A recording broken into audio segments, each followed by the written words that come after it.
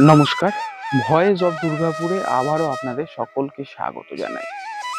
এই মুহূর্তে আমরা দাঁড়িয়ে রয়েছি কবিগুরুর প্রাণের স্পর্শ যে মাটি পেয়েছিল সেই মাটিতে।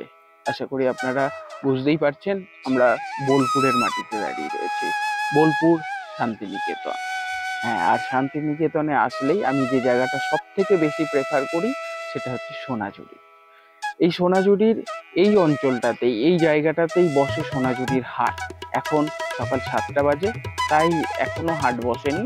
মোটামুটি 9টা থেকে এখানে হাট বসা। বিভিন্ন এখানকার যারা ক্রেতারা রয়েছে তারা তাদের হাতের তৈরি বিভিন্ন সামগ্রী, হস্তশিল্পের সামগ্রী নিয়ে আসে এখানে বিক্রি বাট্টার জন্য। এই হাটে বিক্রি করে তারা। এবং আমি এই বোলপুরে আসলে যে রিসর্টটায় থাকা বেশি প্রেফার করি সেটা হচ্ছে এই সোনাঝুরি হাটের ঠিক মাঝেই একটি রিসর্ট রয়েছে যার নাম হচ্ছে শকুন্তলা ভিলেজ রিসর্ট। এই রিসর্টেই আমি থাকা বেশি পছন্দ করি। রিসর্টটার অ্যাম্বিয়েন্স খুব সুন্দর, প্রচুর বড় এলাকা নিয়ে এই রিসর্টটা তৈরি হয়েছে। এখানে আপনি পাবেন AC, non AC, deluxe room, এছাড়াও কটেজের ব্যবস্থা রয়েছে। খুব সুন্দর অ্যাম্বিয়েন্স। একটি বড় সুইমিং পুলও রয়েছে। সুইমিং পুলে আপনারা সকাল 10টা থেকে রাত 10টা পর্যন্ত উপভোগ করতে পারবেন, ইউজ করতে পারবেন সুইমিং পুলটা।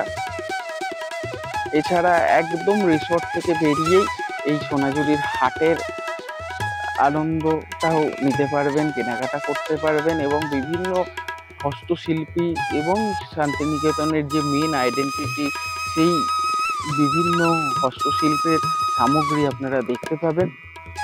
আমরা আপনাদের এই মিনি ব্লগের মাধ্যমে যেটুকুনি সম্ভব সেটা দেখিয়ে দেবো।